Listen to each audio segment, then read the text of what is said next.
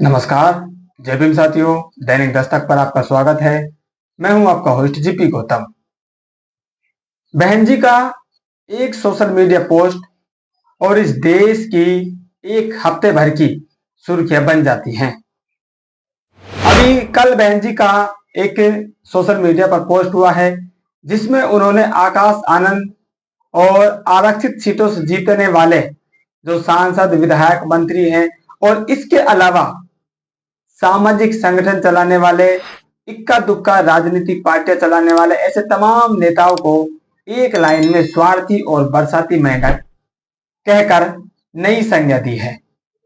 लेकिन मीडिया ने इस बयान को सिर्फ चंद्रशेखर आजाद तक सीमित किया। उनके बड़े बड़े इंटरव्यू इस रिप्लाई के बाद आने लगे, लेकिन जैसे ही चंद्रशेखर का जो इंटरव्यू है वो तमाम मीडिया चैनल पर प्रकाशित होता है, उससे कंट्रोवर्सी फिर बढ़ जाती है। और चंद्रशेखर आजाद ने बहन जी पर एक ऐसी टिप्पणी की है जिससे पूरा बहुजन समाज क्रोधित है, हैरान है और अचंभित है कि चंद्रशेखर आजाद भी ऐसी बातें बहन जी के लिए बोल सकता है। आखिर बहन जी ने क्या कहा है, क्यों बहन जी के बयान को चंद्रशेखर आजाद तक सीमित करके मीडिया दिखा रही है, और चंद्रशेखर आजाद भी खुद को क्यों ऐसा मान रहे हैं कि बहन जी ने सिर्फ उनके लिए ये बयान दिया है और वो इस तरह की बातें कह रहे हैं। इस स्टोरी में इसी की पड़ताल करने वाले हैं।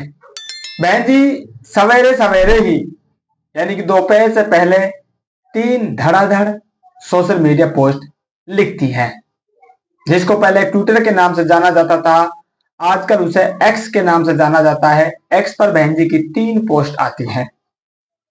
एक पोस्ट में वो बहुजन समाज पार्टी के बारे में बताती है कि बहुजन समाज पार्टी क्या है और क्यों एकमात्र अंबेडकरवादी पार्टी बहुजन समाज पार्टी है। आगे बताती है आकाश आनंद को लेकर वो बातें रखती हैं और इसके बाद वो कहती है कि इस बहुजन समाज और बहुजन समाज पार्टी को तोड़ने के लिए, इसको कमजोर करने के लिए समय समय पर बरसाती मेंढकों की तरह स्वार्थी किस्म के जो लोग हैं, नेता हैं, वो आते रहते हैं। ऐसे लोगों से बहुजन समाज को बचना है और सावधान रहना है। जैसे ही उनका ये बयान आता है, मीडिया इसको हाथों हाथ लपक लेती है, क्योंकि उसको एक हफ्ते का कंटेंट मिल चुका है। इस बयान को वो बरसाती मेंढक तक सीमित कर देती है और बरसाती मेंढक बराबर चंद्रशेखर आजाद मानने लगती है। लगातार उनके जो इंटरव्यू हैं वो आज तक पर भी रिलीज होता है, एनडीटीवी पर भी रिलीज होता है और तमाम जो मेन स्ट्रीम मीडिया है उन सब पर चंद्रशेखर आजाद के इंटरव्यू आने लग जाते हैं।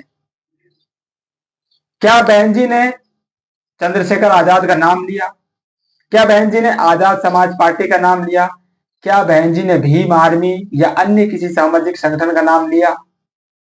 जो मेन स्ट्रीम मीडिया और सोशल मीडिया पर भी जो लिखने वाले हैं वो इस बयान को सिर्फ चंद्रशेखर आजाद तक सीमित कर रहे हैं, और जो लोग इस हरकत को कर रहे हैं वो कहीं ना कहीं चंद्रशेखर आजाद का ही नुकसान करवा रहे हैं। और करवा नहीं रहे बल्कि उन्होंने करवा दिया है, क्योंकि चंद्रशेखर आजाद उनकी बातों में आकर अपनी जो मानसिक जो उनका विरोध है, जो उनके मस्तिष्क में बहुजन समाज पार्टी और उसके नेताओं के खिलाफ जो विरोध भरा पड़ा है, वो विरोध कहीं ना कहीं बाहर आ चुका है।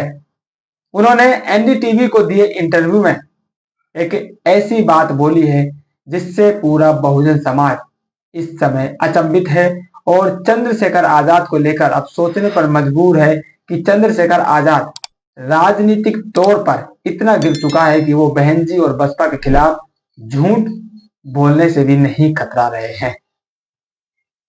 एक तरफ वो कहते हैं कि बहन जी मेरी नेता हैं, बहन जी मेरे लिए सम्मान्य है, मैं बहन जी का आदर सम्मान करता हूं, और वहीं दूसरी तरफ चंद्रशेखर आजाद बहन जी की पार्टी यानी कि बहुजन समाज पार्टी पर बड़ा झूठ बोल जाते हैं। उन्होंने क्या बोला है वो आपको दिखाएंगे, लेकिन बहन जी ने जो बरसाती मेंढक वाली बात कही उस पर साथियों एक बार दोबारा से आप गौर कीजिए कि क्या बहन जी ने चंद्रशेखर आजाद के लिए ये बात कही है। वो पोस्ट आपके सामने है, आप खुद पढ़िए, मैं आपके लिए पढ़ रहा हूं। वैसे भी कांग्रेस, भाजपा व सपा आदि पार्टियों के सहारे व इशारे पर चलकर बहुजनों की एकता वे बीएसपी को कमजोर करने वाले बरसाती मेंढकों की तरह के संगठन व दलों के नेता, चाहे निजी स्वार्थ में विधायक, सांसद व मंत्री क्यों न बन जाए, इनसे समाज का कुछ भला होने वाला नहीं। लोग सावधान रहें। बहन जी ने बरसाती मेंढक बोला, लेकिन वहां भी बहन जी ने सिर्फ एक मेंढक नहीं बोला, बहन जी ने बोला बरसाती मेंढकों, यानी कि बहुवचन शब्द बहन जी ने यूज किया। इसका क्या मतलब है? बहन जी सिर्फ चंद्रशेखर आजाद के लिए नहीं, बल्कि कांग्रेस, भाजपा, सपा या अन्य राजनीतिक दलों में जो दलित समाज के नुमाइंदे बैठे हैं, उनके लिए बहन जी ये शब्द इस्तेमाल कर रही हैं। जो इन पार्टियों से निकलकर नए नए सामाजिक और राजनीतिक दल बना रहे हैं, उनके लिए बहन जी इस बात को कह रही है। आरक्षित सीटों पर जो लोग विधायक और सांसद बन रहे हैं, उन लोगों के लिए बहन जी इस बात को कह रही है। अकेले चंद्रशेखर आजाद के लिए बात नहीं कही गई है, लेकिन चंद्रशेखर आजाद ने, जैसा मैंने आपको बताया, अपने ऊपर इस बात को लिया और इसके रिप्लाई में उन्होंने एक बड़ा झूठ बोला है। वो झूठ क्या बोला है, आप खुद सुनिए। समाजवादी पार्टी से अलायंस उन्होंने किया, कांग्रेस पार्टी से अलायंस उन्होंने किया, भारतीय जनता पार्टी से अलायंस उन्होंने किया, भारतीय जनता पार्टी से अलायंस उन्होंने किया। तो सुना आपने, मायावती ने भारतीय जनता पार्टी से गठबंधन किया है। क्या आज तक बहुजन समाज पार्टी ने भारतीय जनता पार्टी से गठबंधन किया है? इस बात को आप साथियों गूगल कीजिए। आप के आसपास जो राजनेता हैं, उन राजनेताओं से आप बात कीजिए कि बीजेपी और बीएसपी का गठबंधन कब हुआ था। आपको पता चल जाएगा सच क्या है और झूठ क्या है, और क्यों चंद्रशेखर आजाद बीजेपी से गठबंधन की बात फैला रहे हैं।